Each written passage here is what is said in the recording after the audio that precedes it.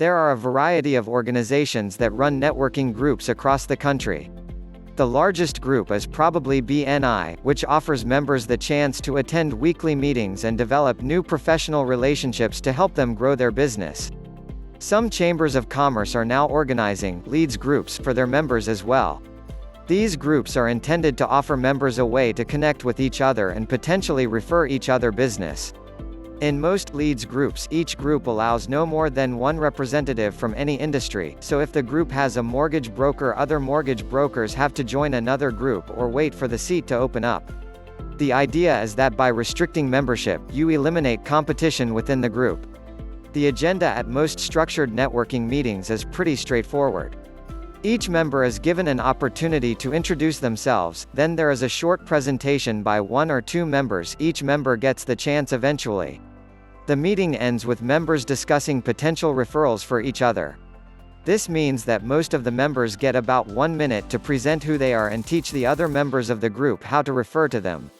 Most people do a great job of presenting themselves. However, most people do not think to ask for referrals.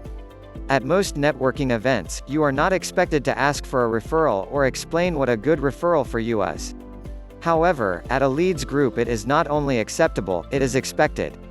I am involved in a number of networking groups and have used the simple outline below to create my elevator pitch. Quick introduction. When I deliver my elevator pitch to a leads group, my goal is to educate everyone in the room about my company and what I do, as well as to teach them the best way to refer others to me. In addition, I want to make sure I actually ask for a specific referral. I will go through each piece of the outline in detail, but here are the basics. Asterisk introduction. O name. O position plus company name. O location of the company. O overview of services. Asterisk tell a story. Asterisk call to action. The introduction piece of your presentation should stay the same every time you give it. You might say something like, "My name is Joe Smith. I am mortgage broker at ABC Mortgages in Anytown, USA. We offer a full line of residential and commercial mortgage products." You can add some additional detail, but you should really focus on keeping this short and on point. At each meeting, you will have the chance to differentiate yourself from the competition by telling a short story during your presentation. The story can be related to a specific challenge you helped a client overcome, a unique feature of your product or service, or you can simply talk about a new development at your company. Consider writing out your stories in advance so you know what you are going to say at each meeting. In addition, you can schedule the content so that the other members of your group learn more and more about you at each meeting. You need to focus on educating your group a little more each week.